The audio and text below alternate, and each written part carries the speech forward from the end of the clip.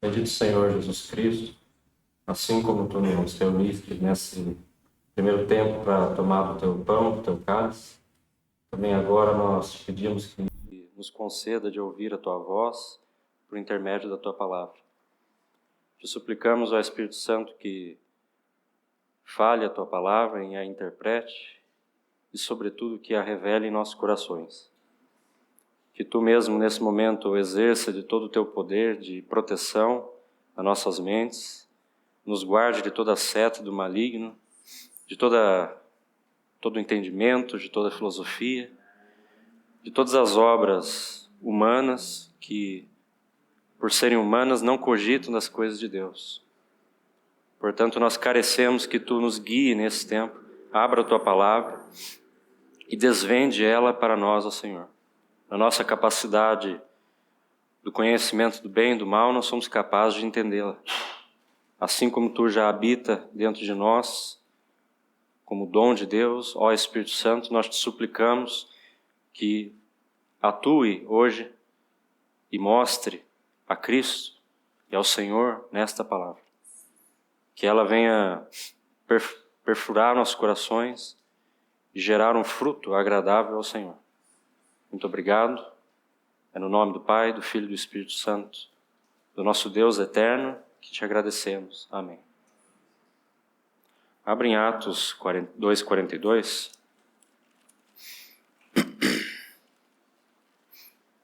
Atos 2:42.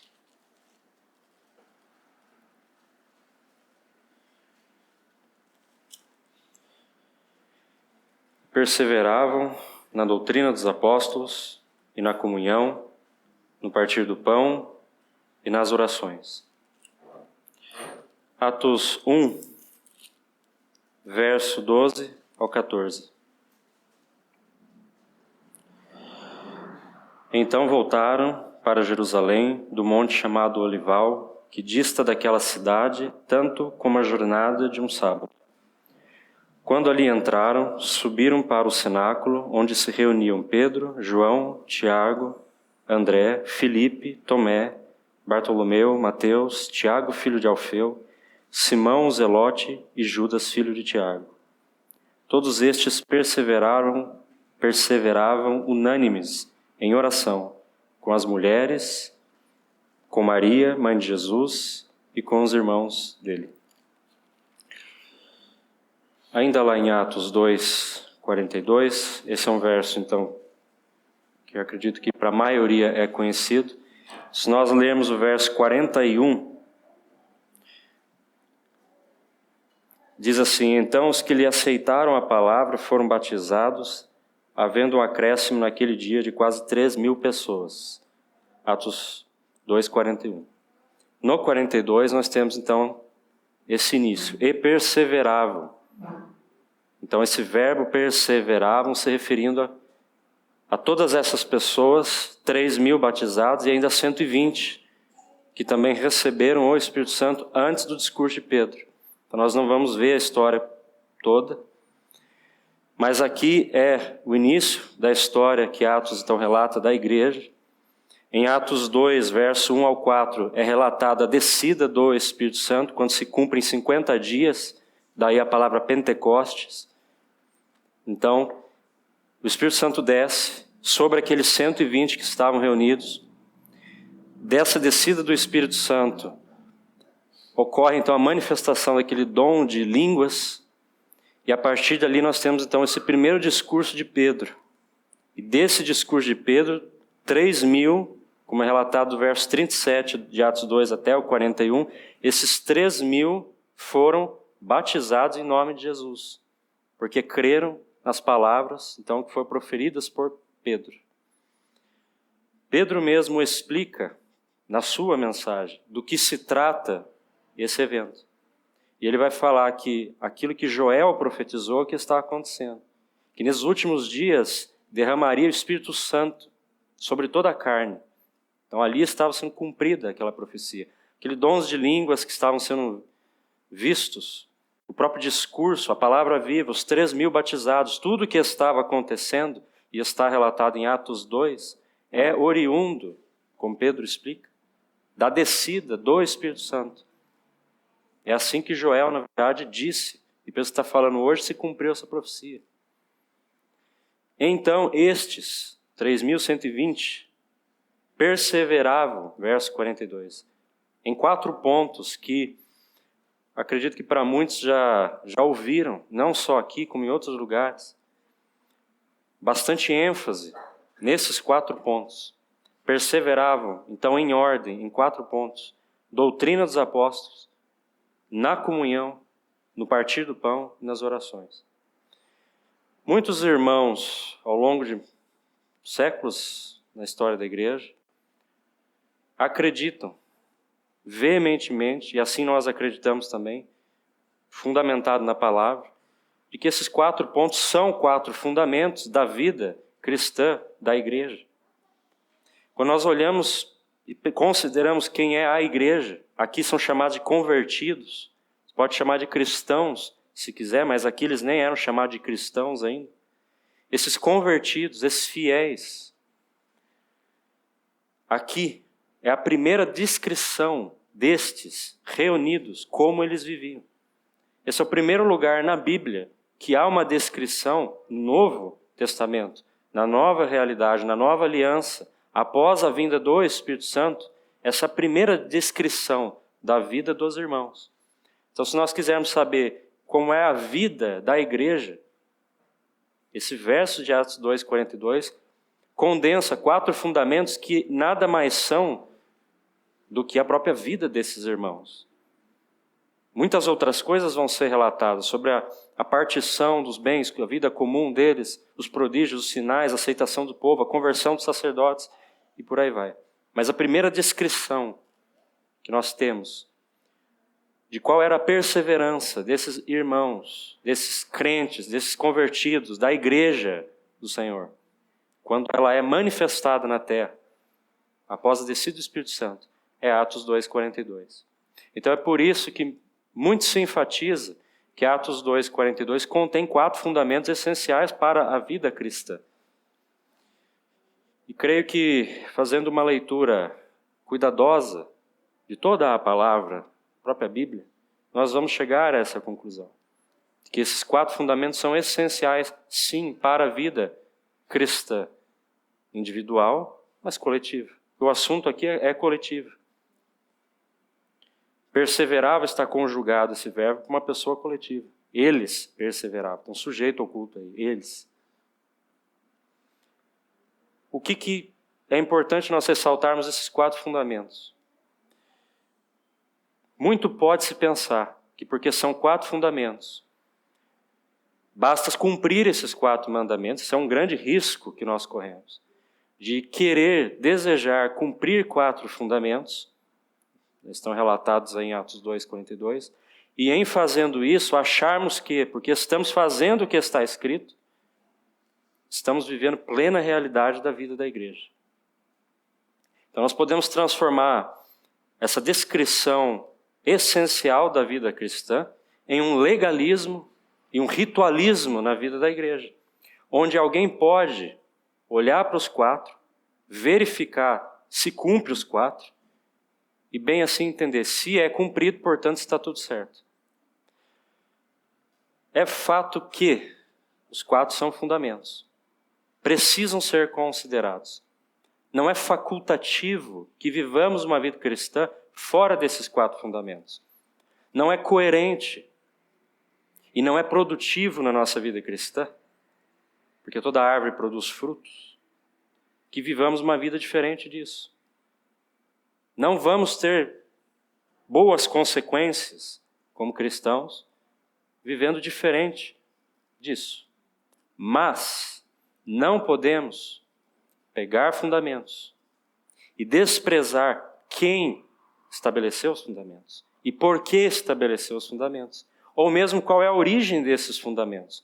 Uma coisa é confessarmos que devemos perseverar na doutrina dos apóstolos, na comunhão, no partir do pão e nas orações. Outra coisa é saber por que isso está escrito aqui. Por que 4? Por que não 5? Por que não 1? Qual é a origem deles aqui na vida da igreja? Por que carecemos de considerar isso? Porque podemos e já vivemos muitas vezes um ritualismo, um legalismo desses fundamentos. Então verificaremos, analisaremos nossas vidas como assembleia ou talvez como indivíduos. Eu cumpro os 4, portanto está tudo certo. Sim, não deixe de buscar e desejar andar nesses 4 fundamentos. Mas como tudo na palavra, nós precisamos de realidade por detrás desses fundamentos. Realidade não desfaz aquilo que necessita de realidade. Nós não vamos pôr em xeque os 4 fundamentos. Isso seria um grande atrevimento de que qualquer homem colocasse em xeque qualquer coisa escrita na palavra.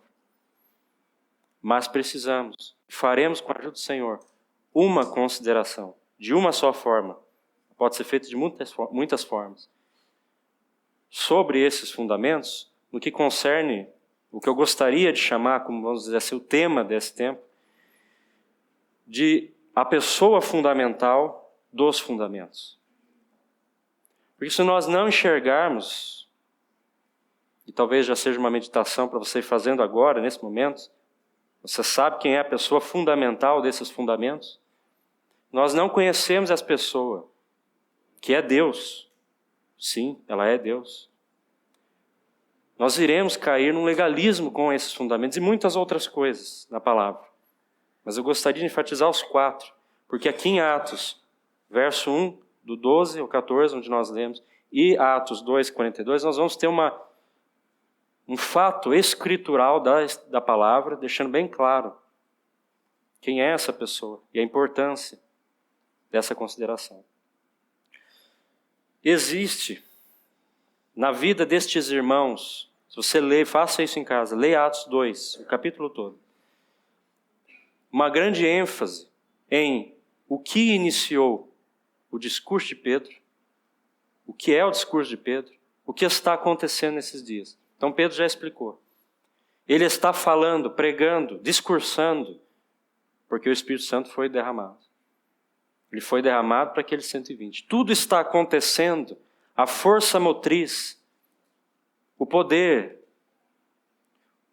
aquilo que leva aos acontecimentos de Atos 2 é a descida do Espírito Santo. O Atos 2 começa com o relato da descida do Espírito Santo. O que Pedro está fazendo, discursando, é a palavra vinda por intermédio do Espírito Santo, passando por Pedro. Deus utilizando o seu servo Pedro para discursar, pregar. E haverá uma conversão, também realizada pelo Espírito Santo, que homem nenhum realiza conversão. Então nós temos um cenário rico. Conte quantas vezes a palavra Espírito e Espírito Santo, ou Espírito de Deus, aparecem em Atos 2. Você vai ver que há uma grande ênfase na atuação dessa pessoa, porque o início de Atos trata desta pessoa, quando se considera a vida da igreja. Agora, nós chegamos no verso 42. Se o discurso de Pedro foi por intermédio do Espírito Santo, a conversão foi por intermédio do Espírito Santo, não podemos presumir que a perseverança não seja também mediante a ação do Espírito Santo. E nem mesmo que os próprios 4 fundamentos não estejam relacionados com a pessoa do Espírito Santo, porque tudo nesse capítulo enfatiza a obra do Espírito Santo, que não passou a existir aqui. Ele é Deus, ele existe desde sempre. Mas há uma grande ênfase no canônico bíblico da atuação do Espírito Santo aqui. Então, se nós consideramos, entendemos, confessamos, e não poderíamos fazer diferente, porque está escrito assim, de que o Espírito Santo, então, faz o que faz, levanta Pedro, converte 3.000, derrama o dom de línguas, nós não poderíamos fazer diferente com a descrição de Atos 2, 42. Precisamos considerar a pessoa do Espírito Santo envolvida aqui. O que eu gostaria de destacar para compreendermos essa verdade é uma comparação entre os versos 14 do capítulo 1 e o verso 42. Nós faremos só isso essa noite. na expectativa que o Senhor fale conosco. Uma comparação. Em Atos 1, 14, nós lemos do 12 ao 14.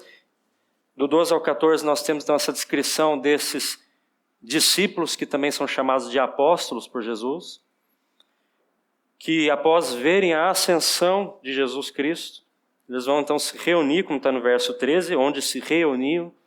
Então esses apóstolos não são só os 12, como está escrito, ou 11 no caso.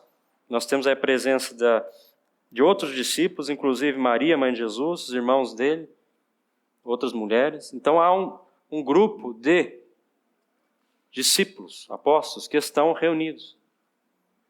E no verso 14 nós temos a primeira aparição da palavra perseverável no livro de Atos. Então está escrito assim: todos estes, que já foi relatado no verso 13, perseveravam unânimes em oração. Então essa é a primeira aparição de uma frase contendo a palavra perseveravam no livro de Atos. Quando nós vamos para Atos 2, 42, nós também temos a palavra perseverável, que é a mesma palavra do capítulo 1. Então repare como podemos fazer uma comparação mediante o elo, vamos chamar assim, que é a palavra perseverável. Antes do Espírito Santo, porque a descida do Espírito Santo está em Atos capítulo 2, verso 1 a 4. Então Atos 1, verso 14 é antes da descida do Espírito Santo. Pedro ainda vai discursar sobre a escolha de mais um apóstolo, Matias ainda vai ser escolhido. Então nós vamos ter a descida do Espírito Santo. Então antes, nós não vamos ler todo o relato, faça isso em casa. Antes da descida do Espírito Santo, entre o cumprimento dos dias que Jesus falou, eles estavam reunidos e perseveravam, unânimes em quê? Oração. Essa é a descrição que nós temos no verso 14. Não encontrará nenhuma outra descrição, até Atos 2,42, da palavra perseveravam dessa forma. Então, nós vamos lendo, o Espírito Santo desce, enche aquela casa, aquele cenáculo, aparecem como que línguas de fogo sobre aqueles 120, passam a falar em línguas. Há então o discurso, há a conversão. Agora nós temos uma nova aparição da palavra perseveravam. E perseveravam na doutrina dos apóstolos, na comunhão, no partir do pão e nas orações. Nós vamos ver que a palavra perseveravam antes só diz respeito ao quê? Orações. Agora ela diz respeito a doutrina dos apóstolos, comunhão, partir do pão e orações. Antes tinha um ponto de perseverança. Nós temos 4 pontos de perseverança. 3 novos mais pontos de perseverança que não existiam relatados. E aqui, irmãos, nós não podemos conjurar nada fora da palavra. Estamos nos atendo ao que está escrito. Não há um relato do termo perseveravam para esses 4 fundamentos antes da descida do Espírito Santo. Mas de alguma forma o Senhor colocou a palavra perseveravam antes da descida do Espírito Santo, somente para orações. Deixe-me fazer um adendo com relação a isso. Não significa que os discípulos não estavam, por exemplo, fundamentados na doutrina, porque Jesus deixou a sua doutrina quando estava caminhando. Nem mesmo que eles não estavam reunidos. Eles estavam reunidos, está relatado no verso 13. Mas não está relatado que eles perseveravam nesses fundamentos. Está relatado que eles estavam reunidos, perseverando unânimes em oração. Não é? Não vamos fugir do que está escrito. Eles já tinham, por exemplo, os 12, agora 11, tinham já tomado do pão e do cálice com Jesus, quando ele estabeleceu a sua mesa. Nós já vamos chegar nesse aspecto. Mas não temos, desde a ceia estabelecida por Jesus até Atos 2,42, nenhum relato do partir do pão. Mas em Atos 2,42 é dito que eles perseveravam no partir do pão. Atos 46 fala também do partir do pão, 2,46. Então existe um espaço de tempo antes da descida do Espírito Santo, em que muitas coisas que estão descritas depois da descida do Espírito Santo não estão descritas. Por que isso é importante, irmãos e irmãs? Isso é extremamente importante, porque isso marca a característica espiritual, o requisito da presença do Espírito Santo para que esses fundamentos fossem, de fato, fundamentos. Por que não está escrito em Atos 1:14 que eles perseveravam na doutrina dos apóstolos, na comunhão, no partir do pão e nas orações? Porque de alguma forma o Espírito Santo nos mostra por esta palavra que, pelo menos, esses 3 primeiros fundamentos, eles são extremamente dependentes da presença do Espírito Santo. Ele ainda não havia descido. Eles podiam lembrar da palavra de Jesus. Nós vamos considerar cada um desses 3 fundamentos. Mas eles precisavam do Espírito Santo para ver o verso 2:42. Não pode haver Atos 2:42 sem a presença do Espírito Santo. Perseveravam nesses 4 fundamentos exige a presença do Espírito Santo. E a evidência escritural disso é que não existe o relato da perseverança desses fundamentos antes, nesse interlúdio entre a ascensão de Jesus e a descida do Espírito Santo, de 10 dias. Houve sim um período de comunhão desses discípulos com outra pessoa divina, Jesus encarnado, mas quando ele então foi morto e ressuscitou, há um interlúdio de 50 dias. Onde, se nós lemos João, nós vamos ler alguns versos no Evangelho de João, nós vamos entender que Jesus mesmo falou para eles que haveria esse tempo de aguardo, que haveria essa necessidade do Espírito Santo, para que muitas coisas que até mesmo eles haviam provado nos dias de comunhão com Jesus, viessem a de fato ser reais. Esses 4 fundamentos exprimem a realidade da vida dos discípulos com Jesus, mas agora com todos que se convertem. Não só com 12, com todos. Começar por 3.120. Um grande número, por sinal. Então, o que nós podemos concluir do verso 42 e do verso 14? Né? Em Atos 2:42, Atos 1:14. Não podemos concluir que a oração não depende do Espírito Santo. Ela aparece nos 2 versos. Isso mostra, e não faremos isso hoje, que a oração tem um lugar especial nesses 4 fundamentos. Nós consideraremos isso em outro dia. Então nós não podemos concluir que a oração não depende da descida do Espírito Santo. Nós só podemos concluir que devemos orar em qualquer circunstância. Isso nós devemos concluir. Mas nós podemos e devemos concluir que antes, a realidade dos santos, no que tange a doutrina dos apóstolos, a comunhão e no partir do pão, exclusivamente eles dependem ou ainda pertencem ao Espírito Santo. Então agora nós temos 4 fundamentos, que talvez nós já conhecíamos. Mas nós devemos enxergar os 4 intimamente relacionados ao Espírito Santo. Porque antes da descida dele, pelo menos 3 não estavam presentes, relatados aqui.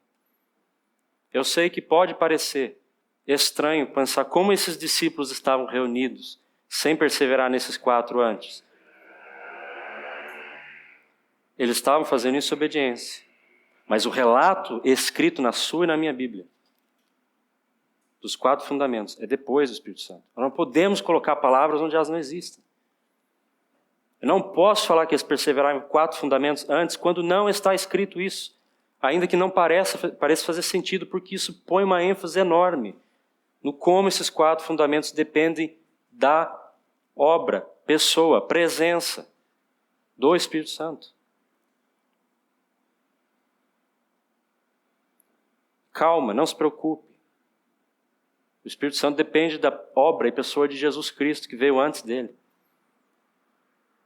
Então não se preocupe se essa ênfase ela põe Cristo de lado, ela realça a vida de Cristo. Leia João capítulo 14, capítulo 15, capítulo 18, e a resposta está dada. Daquele Jesus que tanto teve o cuidado e o carinho de prometer para os discípulos que ele enviaria outro Consolador. Atos 2, 1, verso 4, está cumprindo o envio desse Consolador. Por que isso é importante nas nossas vidas, irmãos e irmãs? Porque a prática com a realidade espiritual dessas coisas, ela é devida ao Espírito Santo. É isso que nós iniciamos a reunião falando. Nós podemos ver 4 fundamentos, torná-los algo legalista, execucional, estereotipado, chame como maneira se preferir, na vida da igreja, e não termos a realidade do Espírito Santo por detrás desses fundamentos. Nem perceber que Ele mesmo é quem está estabelecendo a presença do Espírito Santo. É o que estabelece esses fundamentos. Não está relatado ninguém apontando 4 fundamentos, fazendo um concílio e decidindo quais são os 4 fundamentos. Não há esse relato. Nós não temos nem mesmo um relato explícito, mas temos o relato implícito de Jesus falando, vocês vão perseverar em 4 fundamentos. Mas se você ler o Sermão do Monte, você vai encontrar os 4 fundamentos lá. Nós já vamos ler alguns versos para provar. Infelizmente, nossas mentes são lisas diante da palavra do Senhor e escapa-se muita coisa, para que nós não tenhamos dúvida e não fraquejemos com relação ao que a palavra diz. Porque eu sei que muitos de nós conhecemos esses 4 fundamentos, mas sem a realidade, a presença do Espírito Santo, eles não passam de palavras que podem se tornar um padrão legalista. Hoje nós vivemos na realidade pós-Pentecostes. Todos nós estamos reunidos aqui, já vivemos na realidade depois da descida do Espírito Santo. Então, quando nós consideramos esses 4 fundamentos dessa forma, nós não estamos fazendo isso para deixar de fazer alguma coisa, ou fazer alguma coisa, para mudar alguma execução, para colocar um novo fundamento. Nós já vivemos na dispensação que o Espírito Santo atua dentro de nós, não sobre nós. Então, nós não vamos verificar isso com o intuito de mudar nada na vida da igreja, no que concerne a realidade desses 4 fundamentos. Todos devemos, assim como esses irmãos no início, perseverar, e perseverar é perseverar. Um bom dicionário em português dá o sentido claro da palavra perseverar, se bem que cada um de nós tem uma noção bem clara do que a palavra perseverar é perseverança. Perseverar na doutrina dos apóstolos, na comunhão, no partir no pão e nas orações. Se não fizermos isso, como já relatamos, nós estamos contra a palavra. Então precisamos fazer isso. Nós não estamos com o intuito de mudar nenhum tipo de execução, mas verificar como o Espírito Santo ele é cirúrgico no uso da palavra perseverança. Nós não estamos pondo nem em xeque a vida dos discípulos antes ou depois da vinda do Espírito Santo, mas estamos considerando a presença da palavra perseverar. Porque isso indica o que nós faremos, como iremos perseverar, eu, você, nós reunidos, nesses 4 fundamentos. Podemos nos reunir? Podemos, os discípulos estavam reunidos antes da descida do Espírito Santo. Mas perseverar é uma palavra que tem sentido único, próprio, singular, é cirúrgico. O uso dela no livro de Atos. Você não vai ver ela sendo usado, me permita usar a expressão comum nossa, a torto e direito. Ela é usada em lugares apropriados e específicos. É assim que o Senhor escreve a sua palavra, usando termos específicos, coesos, singulares, no lugar que eles têm que estar. E existem essas palavras no lugar que elas têm que estar. Então nós olhamos aqui agora, não cogitando, especulando a vida dos discípulos. Nós estamos olhando para fatos, relatados, escritos na palavra. Por isso a ênfase na palavra perseverar. Por isso a comparação entre Atos 1,14 e 2,42. O que nós vemos em Atos 1,14? A ausência de 3 fundamentos. Em Atos 2,42, a presença de mais 3 fundamentos. E a oração depende tanto do Espírito Santo como qualquer outro fundamento. Nós não consideraremos isso hoje. Porque a ênfase não é nem mesmo falarmos especificamente de cada fundamento, como já foi feito em outros momentos. Mas, como eu disse, o tema é a pessoa fundamental por detrás desses fundamentos. Então, essas evidências são para nos levar a perceber, talvez algo que não se percebe numa leitura rápida desse livro. Da importância, não só explícita, mas implícita, da pessoa do Espírito Santo em tudo que está acontecendo e sendo escrito no que concerne a vida da igreja. Tudo. Se há 4 fundamentos, e pelo menos os 3 primeiros não são encontrados naquele verso 1,14, faremos então rapidamente uma consideração de cada um desses 3. A começar pelo primeiro fundamento em ordem, doutrina dos apóstolos. de alguma forma, não há perseverança na doutrina dos apóstolos antes da descida do Espírito Santo. Mas por quê? Abra João capítulo 14. Verso 26.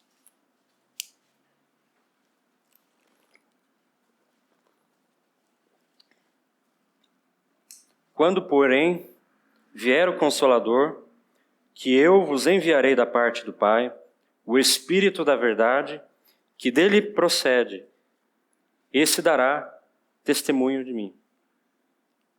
Perdão, esse é o 15, não o 14. 14, verso 26. Mas o Consolador, o Espírito Santo, a quem o Pai enviará em meu nome, esse vos ensinará todas as coisas e vos fará lembrar de tudo que vos tenho dito. É Jesus que está falando isso. Irmãos, há 50 dias em que Jesus não, pelo menos 40 ele aparece, mas em 10 dias os discípulos não têm relatado a presença de Jesus corpórea e nem a do Espírito Santo. Como eles iam perseverar na doutrina dos apóstolos? Eles tinham a doutrina de Jesus, eles tinham ouvido a palavra de Jesus, mas o que Jesus fala nesse verso é que o Consolador, o Espírito Santo, a quem o Pai o enviará em meu nome, esse vos ensinará todas as coisas e vos fará lembrar de tudo que eu vos tenho dito. Não existe uma doutrina de Jesus e uma doutrina dos apóstolos. A doutrina dos apóstolos é a doutrina de Jesus. Então, por que em Atos 1,14, antes da descida do Espírito Santo, nós não temos assim, e perseverava na doutrina dos apóstolos? Porque perseverar na doutrina dos apóstolos é algo que só pode ser feito por intermédio, por meio, com o Espírito Santo. É Ele quem faz perseverarmos na doutrina dos apóstolos. Sem o Espírito Santo, nós podemos fazer um monte de coisa. Podemos estudar, fazer teologia, filosofia, um monte de coisa que são faculdades do conhecimento, mas doutrina dos apóstolos é algo singular e particular, que foi fundamentado por Jesus, em primeiro lugar. Ele é a fonte dessa doutrina. E agora perseveravam na doutrina dos apóstolos só por causa, irmãos e irmãs, da presença do Espírito Santo.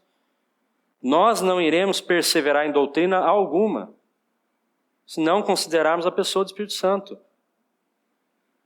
Não é uma questão de simplesmente estudar a palavra. Perseverava na doutrina dos apóstolos é Atos 2,42, após a descida do Espírito Santo. Não relata-se isso antes, porque não é possível fazer isso sem a presença do Espírito Santo. E hoje nós temos a habitação do Espírito Santo. Então todos estamos habilitados a perseverar nessa doutrina dos apóstolos. A menos que você creia em um evangelho diferente, onde você crê em Jesus, mas não recebe o Espírito Santo. Então é outra Bíblia. Porque nessa Bíblia, todos que creem em Jesus recebem o Espírito Santo. Então temos o Espírito Santo. Se fizermos qualquer coisa relacionada à doutrina sem o cuidado de envolver a pessoa que é responsável pelo próprio fundamento da doutrina dos apóstolos, ou Espírito Santo, nós faremos qualquer coisa, menos perseverar na doutrina dos apóstolos. Está vendo como a questão não é o fundamento? Vocês podem saber de cor Atos 2,42. Como eu sei que a maioria sabe. Mas não consideramos que, por exemplo, Atos 1,14 não fala de perseverança. Eles falam, mas os discípulos tinham a doutrina? Tinha, mas Jesus fala, só quando o Espírito Santo vier, essa doutrina vai ser, de fato, uma doutrina em vocês. E essa é uma realidade para nós. Vou repetir o que já falei. Não estamos lançando nada novo, irmãos e irmãs. Isso é um tempo de consideração daquilo que muito é desconsiderado. Existe uma grande diferença em nos exortarmos a perseverarmos na doutrina e fazemos isso uns aos outros. Podemos achar que, bom, se perseveramos na doutrina está tudo certo. Mas o que é perseverar na doutrina dos apóstolos? Isso é o Espírito Santo que nos diz, que faz, que mostra. Não é porque você ouve mensagens, porque você lê a Bíblia simplesmente, que nós estamos perseverando na doutrina. É a presença, a atuação do Espírito Santo. Se você conhece muito da Bíblia, pode não ser uma perseverança da doutrina dos apóstolos. Isso depende do Espírito Santo. É por isso que os discípulos não perseveravam nessa doutrina naqueles últimos 10 dias antes da descida. Talvez a nossa mente, talvez o próprio erro já esteja exposto na nossa própria face. Nós pensamos assim, mas eles ouviram as palavras de Jesus, então eles podiam perseverar. Não, porque ouvir não é o suficiente. Perseverar na doutrina exige realidade espiritual. Está vendo como nós somos assim? Nós achamos que nós fôssemos os discípulos. Bom, eu estava lá presencialmente aquele dia que Jesus fez o seu sermão do monte, eu até anotei algumas coisas, então agora eu posso sentar e perseverar nessa doutrina. Não pode, sem a atuação do Espírito Santo. É por isso que não tem esse relato antes. É por isso que você não encontra, antes da descida do Espírito Santo, perseverava na doutrina dos apóstolos. Nós não vamos ler os outros versos, sem querer li até um verso de outro capítulo, porque todos esses capítulos de João falam do Espírito Santo. Você já se perguntou por que Lucas escreveu o livro de Lucas e escreveu Atos, e por algum motivo o livro de João está no meio desses dois? Não faria sentido terminar Lucas e iniciar Atos? Mas graças a Deus, de alguma forma, o Evangelho de João, que é o Evangelho que mais relata sobre o Espírito Santo, antecede Atos. Na sua Bíblia está exposta aí. Não que você dependa dessa ordem, mas é muito curioso e bonito de ver essa ordem. Você pode ler Lucas e ler Atos juntos se quiser. Mas também pode ler João antes de Atos e descobrir que, antes de ler sobre a descida do Espírito Santo, os últimos capítulos de João falam exclusivamente sobre o Espírito Santo. A própria oração que o irmão considerou hoje, capítulo 17, está no contexto que Jesus está falando com os discípulos sobre o Espírito Santo. São as palavras finais de Jesus. Então não podemos perseverar em doutrina dos apóstolos sem considerar a pessoa do Espírito Santo. É Ele quem criou, se você quiser chamar, manifestou este fundamento, um dos 4, chamado doutrina dos apóstolos. Senão eu posso ler esse verso, pregar esse verso, e todos nós vamos nos introspeccionar e falar, eu acho que eu persevero na doutrina dos apóstolos. Não é assim que nós podemos tocar nos fundamentos. O que dizer então de comunhão? Essa é a primeira questão. Isso é com respeito ao fundamento que nós abordamos da doutrina dos apóstolos. Vou fazer um parênteses, a ordem é essa. Se está colocado nessa ordem é porque ela também é importante. Já consideramos em outro momento a importância dessa ordem. Mas está escrito na palavra nessa ordem. Então nós vamos considerar nessa ordem. É assim que está na Bíblia. Você pode considerar de trás para frente e encontrar outro sentido também, amém? Mas nós estamos considerando a ordem que está escrito. Então a primeira foi a doutrina dos apóstolos. Mas o segundo ponto é comunhão. E agora? Porque comunhão também não é relatado em Atos 14. Não está dito que esses discípulos perseveravam em comunhão. E esse é um ponto difícil de a gente entender. Porque nós confundimos reunião com comunhão. Reunião eles tinham. No verso 13 está falando que estavam reunidos. Comunhão é uma faculdade espiritual estabelecida por Deus, trazida em realidade para nós pelo Espírito. Ninguém de nós tem comunhão em nós mesmos, só porque estamos reunidos. Jantar com o irmão, vir na reunião não é necessariamente comunhão. Comunhão é algo espiritual. E de novo as palavras de Jesus vão mostrar isso. Abra João capítulo 17. Nós vamos olhar rapidamente, nosso tempo está esgotando. Verso 20 e 21.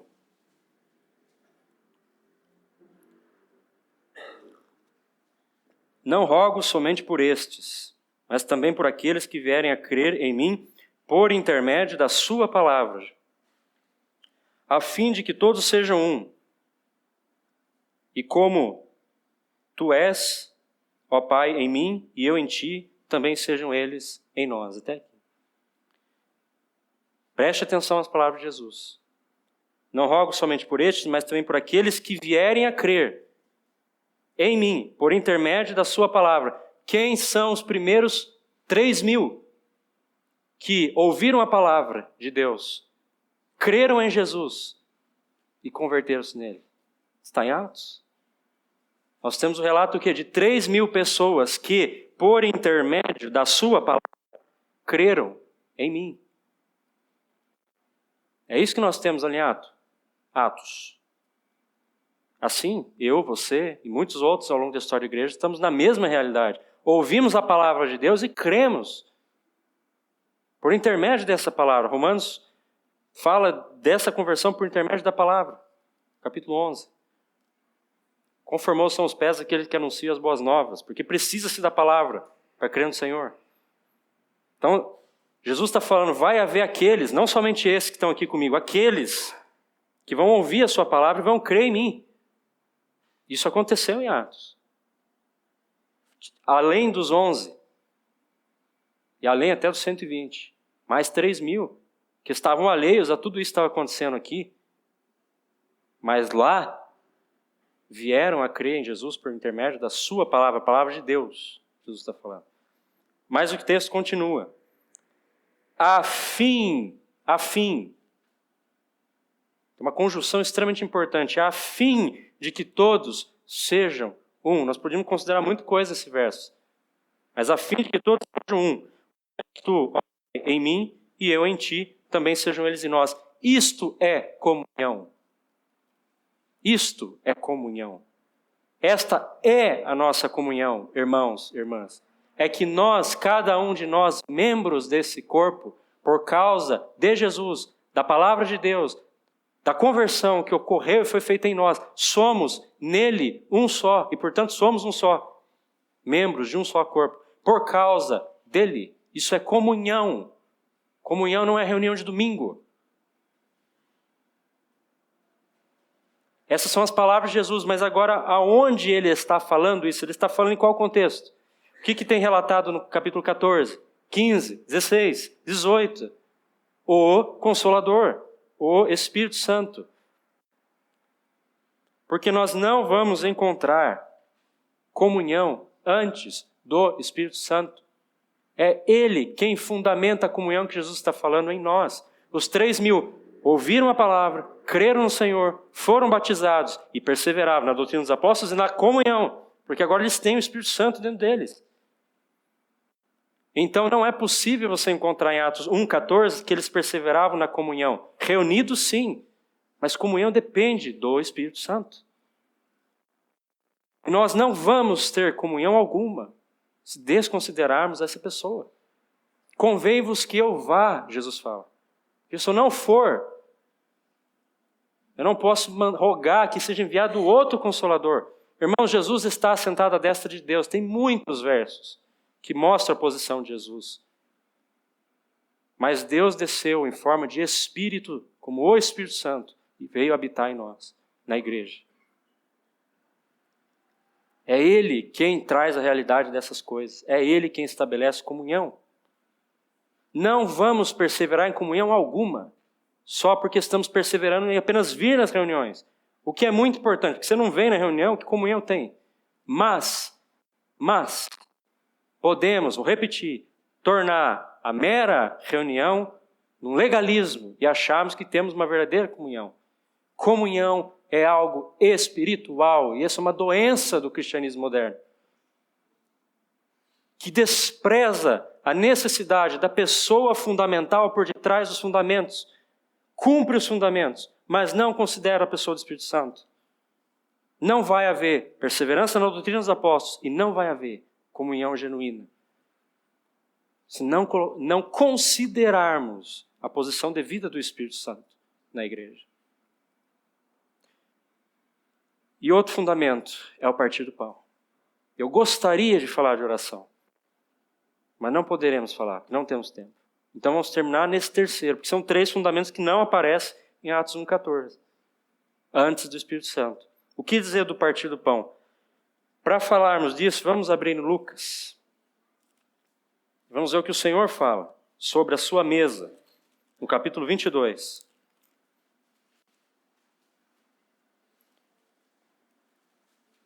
Lucas 22, verso 16 ao 18.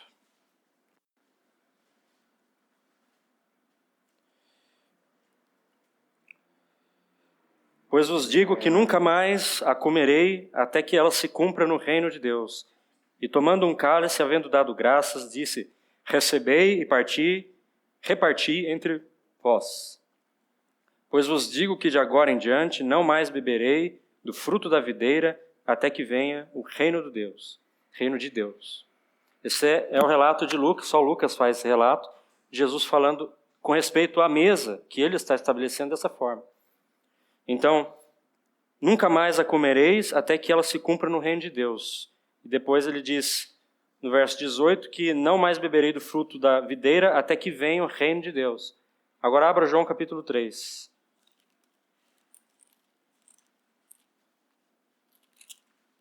Para ganharmos tempo, vamos ler verso 5 e 6. Respondeu Jesus, em verdade te digo, quem não nascer da água e do Espírito não pode entrar no reino de Deus. O que é nascido da carne é carne, o que é nascido do Espírito é Espírito. Talvez você lembre desse contexto, aqui Jesus está falando para Nicodemos. Antes disso ele fala, no verso 3, em verdade te digo, que se alguém não nascer de novo, não pode ver o reino de Deus. E então no verso 5 ele fala que se alguém não nascer da água e do Espírito, não pode entrar no reino de Deus. Irmãos, com relação a Lucas, há muita especulação, e eu não tenho interesse em entrar nestas especulações. Porque muitos irmãos vão olhar para aquele texto e falar que ele se refere a algo com relação à segunda vinda do Senhor. E alguns vão falar que se refere à própria crucificação, e o ato de Jesus morrer, ressuscitar e ascender. Não é tempo de especular, mas há um fato aqui que precisa ser considerado. Porque em Lucas fala-se que, com relação à mesa, partir do pão e o cálice, não seria possível, como ele fala, beber do fruto da videira até que venha o reino de Deus, e também não era possível comer daquele pão até que ela se cumpra no reino de Deus. Então, quando isso acontece, irmãos, deixa eu colocar algo mais importante. Quando não é mais importante do que o que está escrito em João 3. Se alguém não nascer de novo, não interessa quando este reino ele está se referindo. Quem não nascer de novo, quem não nascer do Espírito, não pode ver, não pode entrar neste reino. Então, seja quando for que ele se referia, a necessidade de todos os homens da face da terra para tomar da mesa do Senhor é a mesma. Está em João 3. Nascer de novo e nascer do Espírito. Ele está falando que essa mesa só vai ser comida, o pão e bebido o fruto da videira, no reino. Todos os homens que não, portanto, entrarem no reino, vão partir desse pão e desse cálice. Não é mesmo? Ele está falando que, de alguma forma, essa mesa que ele está estabelecendo, qual que é a próxima vez? É no reino. E o que ele falou antes desse evento, lá relatado em João, para Nicodemos? Sobre o reino, só para aqueles que nascem de novo. Só para aqueles que nascem do Espírito. Se não houver o nascimento, chamado de novo nascimento, e Jesus mesmo explica que novo nascimento é esse, nascer do Espírito, não pode entrar no reino. Não é possível que estes homens possam nunca mais partir deste pão e desse cálice, a menos que eles nascessem do Espírito. E nem você nem eu podemos partir desse pão e desse cálice, se não nascemos do Espírito. Quando que o Espírito vai descer? Jesus está falando ali em Lucas, certo? Ele está aqui ainda presente, falando para os discípulos, na mesa, naquele relato da mesa. Vocês vão, para a próxima vez que vocês comerem deste pão e desse cálice, só vai ser quando cumprir o reino. Mas o reino só pode ser tocado por meio do Espírito. Ou seja, vocês só vão tomar desse pão, desse cálice, quando o Espírito Santo vier. E o relato histórico que temos dos 4 evangelhos e de Atos é que eles não partiram o pão antes de Pentecostes. Porque não se parte o pão sem o Espírito Santo. Então, é verdade as palavras do Senhor. Eles nunca mais provaram dessa mesa até que o reino se cumprisse. Há aspectos desse cumprimento do reino no futuro. Por isso não quero enfatizar a especulação de tempo. Mas o fato é que não é uma questão se é mais para frente. A questão é que antes do Espírito Santo nunca seria possível. Essa é a ênfase que nós precisamos dar. Se é mais para frente, se tem outro significado, a questão não é essa. A questão é que antes do Espírito Santo descer, não há um relato desses discípulos partindo o pão e tomando o cálice. Mas, após a descida do Espírito Santo, nós temos o quê? Perseveravam. Não é só partir, perseveravam em partir esse pão. Irmãos, como isso é importante para nós, hoje. Acabamos de partir o pão. Como essa mesa do Senhor se torna um rito, na ausência, na veemência do Espírito Santo.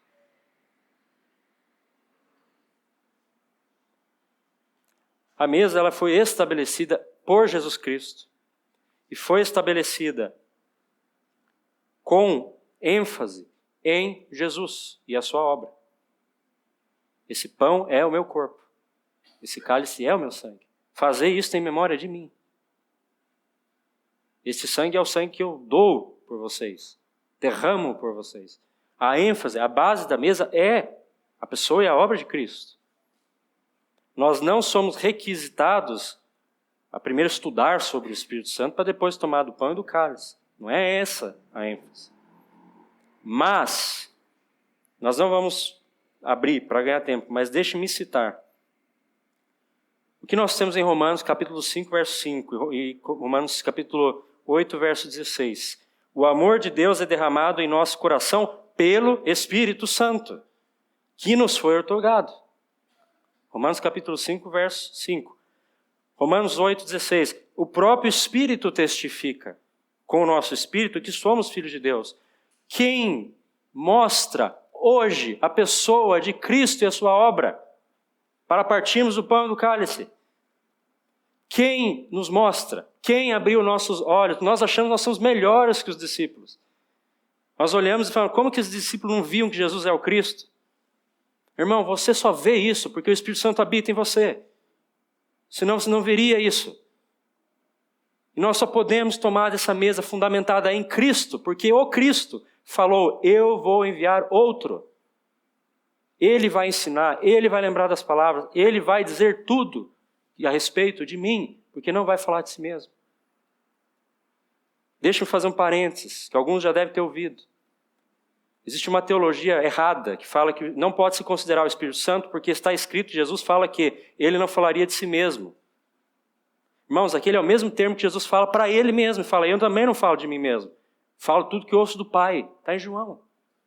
Então, se nós não podemos considerar o Espírito Santo, porque Jesus disse que ele não falaria de si mesmo, nós também não podemos considerar Cristo, que disse também, eu também não falo de mim mesmo. Porque o fato é que na Trindade ninguém fala de si mesmo. Nem o Pai, nem o Filho, nem o Espírito Santo. E nem a igreja deveria falar de si mesmo. Então não se preocupe. Porque sempre que colocarmos qualquer uma das três pessoas no centro, ela sozinha vai apontar para outra. Se focarmos no Espírito Santo, ele em si mesmo vai olhar para nós e falar, contemple Cristo. Mas se buscarmos a Cristo, ele vai falar, olhe para o Pai, mas também ouça o Espírito Santo. E se olharmos para o Pai, ele vai falar, meu prazer está no meu Filho. E eu envio, porque Jesus fala, é ele quem envia o Espírito Santo. Então não se preocupe com falsas teologias. Podemos e devemos e sofremos por não considerar o Espírito Santo. E aqui estão, creio que, evidências claras de fundamentos que nós só fazemos, muitas vezes. E não oramos, não consideramos, não colocamos a pessoa do Espírito Santo aonde ela devia estar. Nós nunca deveríamos tentar fazer nenhum tipo de perseverança sem considerar a pessoa do Espírito Santo. Então aqui está a mesa do Senhor, que só pode ser tocada, comido desse pão, bebido desse fruto da videira, que é o vinho, que é o sangue, no reino. E o reino só pode ser acessível para nós, como diz Jesus para Nicodemos, por meio do Espírito. Olha como as pessoas trabalham juntas. E o livro de João que mais enfatiza isso, tanto a sua epístola, de 1 João, como o Evangelho. Ele enfatiza veementemente que as três pessoas trabalham juntas. Se desconsiderarmos o Espírito Santo, nós quebramos o fundamento da Trindade. Como vamos conhecer o Pai e o Filho? Se hoje o Filho enviou e rogou, na verdade, ao Pai para que o Pai enviasse o Espírito Santo para nos testificar dele. Então nós não vamos perseverar na doutrina dos apóstolos, na comunhão e no partir do pão, sem considerar o Espírito Santo. Isso é básico da palavra do Senhor. Não é possível, irmãos, ler sequer os evangelhos sem enxergar a pessoa do Espírito Santo. É incrível como se põe a pessoa do Espírito Santo para fora da igreja, quando ela é a fundadora da igreja no que concerne a realidade. Sim, Jesus disse em Mateus, eu edificarei a minha igreja. Mas quando ela foi manifestada nessa terra? No descido do Espírito Santo. Porque a igreja é eterna na sua essência. Não pode considerar a existência da igreja sem considerar o Pai, o Filho e o Espírito Santo. Nos foi deixado a pessoa divina do Espírito Santo. Então, perseverava.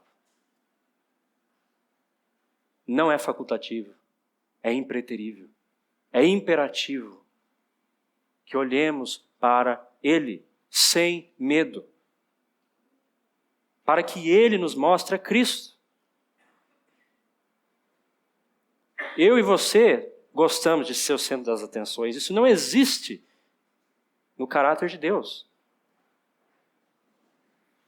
Ninguém pode olhar para nós, nós nos sentimos incríveis. Não é assim que o Espírito Santo atua na igreja. Então nós não podemos pôr uma característica nele que não é dele. É por isso que, ao tomarmos então do pão, que é o corpo de Cristo, irmãos e irmãs, sabe o que isso significa? Hoje, quando você toma do pão, a maior necessidade, quando você quis olhar para Cristo, era ter a plena consciência do presente momento, da habitação do Espírito Santo. Quantos de nós oramos antes, no meio, depois, quando nós temos os olhos fixos no Espírito e, portanto, em Cristo, no tempo da mesa? É Ele quem traz a realidade dessa mesa, estabelecida por Jesus. Mas ao contrário de mim e de você, o Pai, o Filho e o Espírito Santo cooperam um com os outros plenamente. Nós não fazemos isso.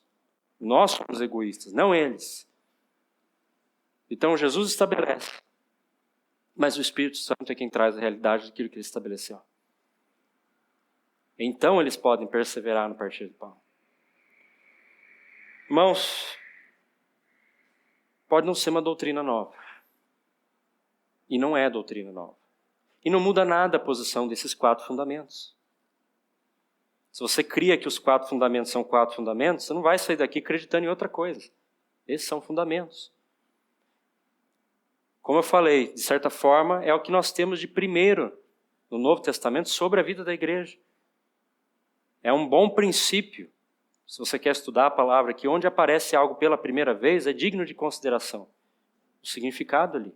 Então, a primeira vez que existe uma descrição sobre vida de convertidos é em Atos 2:42.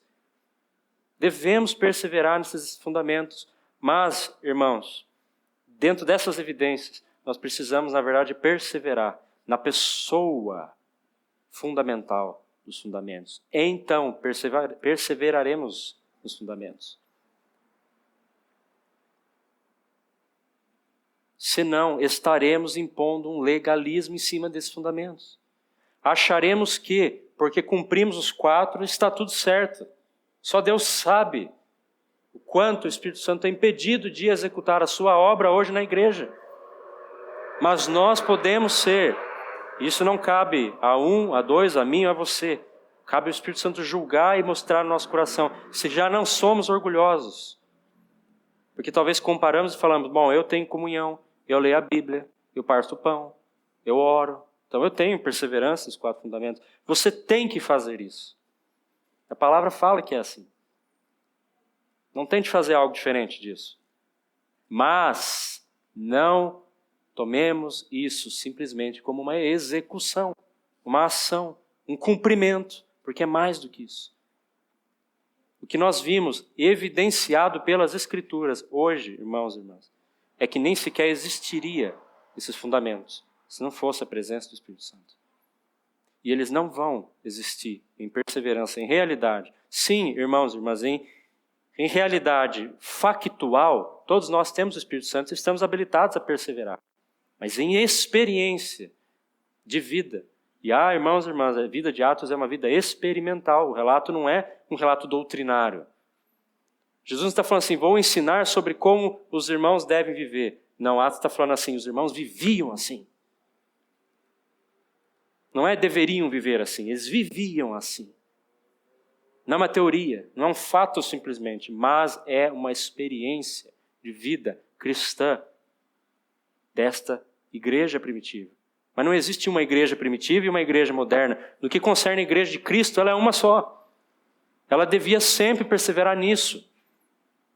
Por isso, nós precisamos considerar que o Espírito Santo é evidenciado pelos fundamentos. E é isso que gostaria de deixar hoje para nós. Ele é evidenciado pela vida, não só dos 4 fundamentos. Você vê a vida dos irmãos em Atos, você vai ver a evidência do Espírito Santo. Mas os fundamentos que nós acreditamos que tanto amamos, tanto consideramos, tanto cremos que são verdade, precisam nos levar a nos ajoelharmos diante do Espírito. Porque temos medo de adorar quem é Deus. Você adora o Pai? Amém? Porque Ele é digno de adoração. Você adora o Filho? Amém? Porque Ele é digno de adoração. Mas você adora o Espírito Santo? Mas Ele é digno de adoração. Porque não são 3 deuses, são um só Deus. Ouve, ó Israel, Deuteronômio. O teu Deus é o único Deus, o único Senhor. 3 pessoas nunca vão quebrar esse fato. Pai, Filho e Espírito Santo, nós sempre estamos adorando um Deus só. Então devemos, sim, irmãos e irmãs, prostrar nossos joelhos diante do Espírito Santo. E sabe de uma coisa? Devíamos enxergar os 3 como um só. Então quando eu me ajoelhar diante de um deles, eu sempre vou estar me ajoelhando na frente dos 3. Porque não é possível ajoelhar diante de um e não do outro. Se nos achegarmos a Jesus, irmãos, que o Senhor nos ajude. Porque nós achamos que nós chegamos a Jesus porque sim, que podemos. Sim, podemos. Mas não consideramos o porquê podemos. Podemos porque recebemos o Espírito Santo. Como Romanos diz, foi outorgado. Aí podemos. Podemos clamar ao nosso Pai. Como Paulo fala, Paizinho querido, Abba Pai. Mas só podemos fazer isso porque Jesus nos levou nessa condição. E o Espírito Santo testifica isso no nosso coração.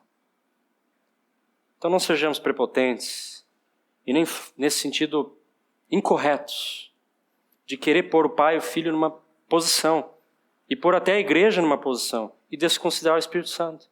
Deixa-me fazer um último comentário e vamos concluir. Ontem estávamos tendo uma comunhão com os irmãos. A primeira pessoa que aparece na Bíblia, em Gênesis, verso 2, é o Espírito Santo. É a primeira nomeação de Deus eterno. É o Espírito Santo. E ela é a penúltima pessoa citada em Apocalipse. A última pessoa é Jesus Cristo. O último verso de Apocalipse 22 é a graça do Senhor Jesus esteja convosco. Então ele é a última pessoa. Mas antes disso está escrito, o Espírito e a noiva dizem vem. Então você já reparou que ele é o primeiro a aparecer? E junto com Jesus ele está lá no final? Se os nossos olhos forem abertos para isso, irmãos e irmãs, haverá aquilo que Deus, sim, disse que a igreja teria, o verdadeiro poder espiritual para ser o testemunho do Senhor. Do contrário, nós vamos continuar batendo nossas cabeças contra a palavra. Oremos ao Espírito Santo, peçamos para o Espírito Santo. Pedis, é isso que o Senhor nos falou, e dar-se-vos-á. Buscais e achareis. Nós precisamos pedir ao Espírito Santo. Que o Senhor abra nossos olhos para isso. E concluímos esse tempo de 1 hora, começamos um pouco mais tarde. Se possível, eu vou colocar alguma coisa escrita sobre isso, para que os irmãos meditem, se quiserem mais.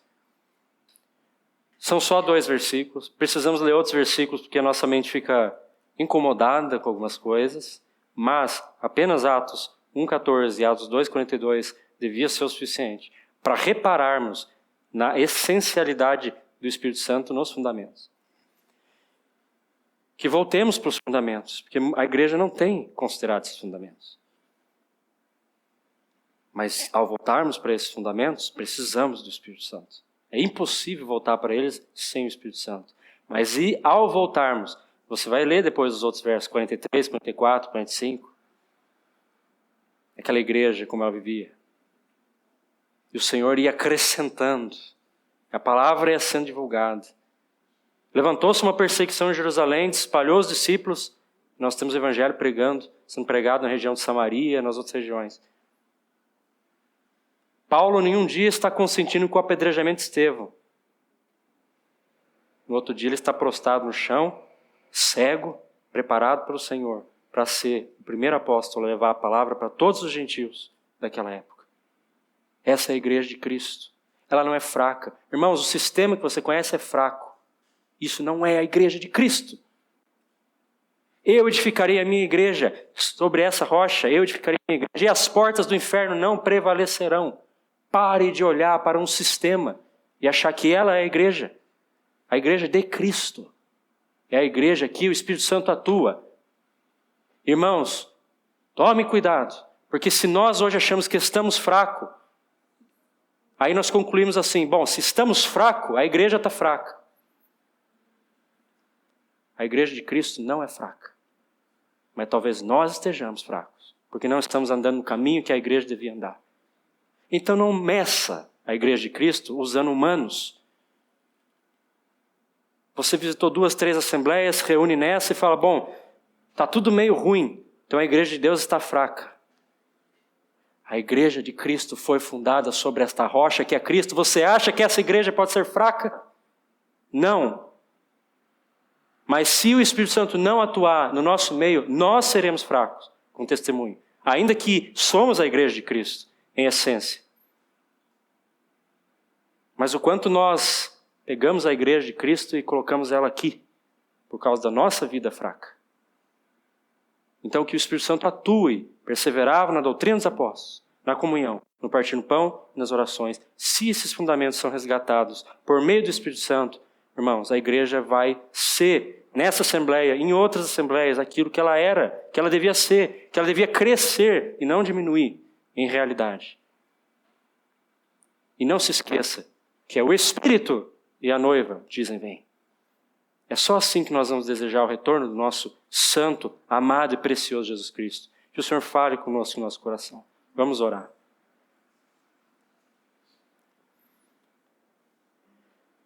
Ó Senhor Jesus Cristo, Tu és sublime em essência, em verdade, em pessoa, em beleza.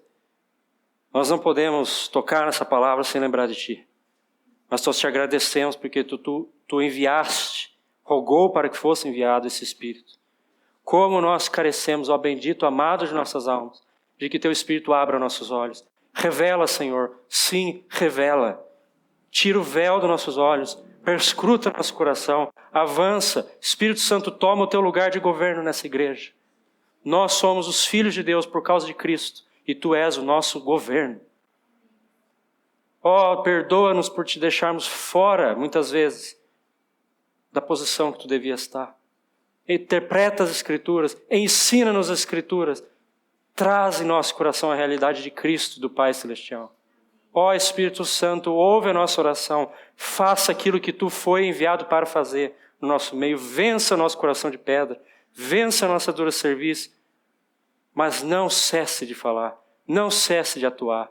Senhor, nós queremos ser, se necessário, levados ao arrependimento, e é necessário, para que a Tua igreja seja poderosa, para que o Pai tenha todo o gozo no Filho e o Filho todo o gozo na igreja. Ó Espírito Santo, obrigado por abrir nossos olhos um pouco mais. Leva-nos a meditar nessas palavras, pessoalmente e coletivamente. Faça a vontade eterna de Deus até que o Senhor Jesus Cristo retorne. E para todos sempre assim seja. Amém.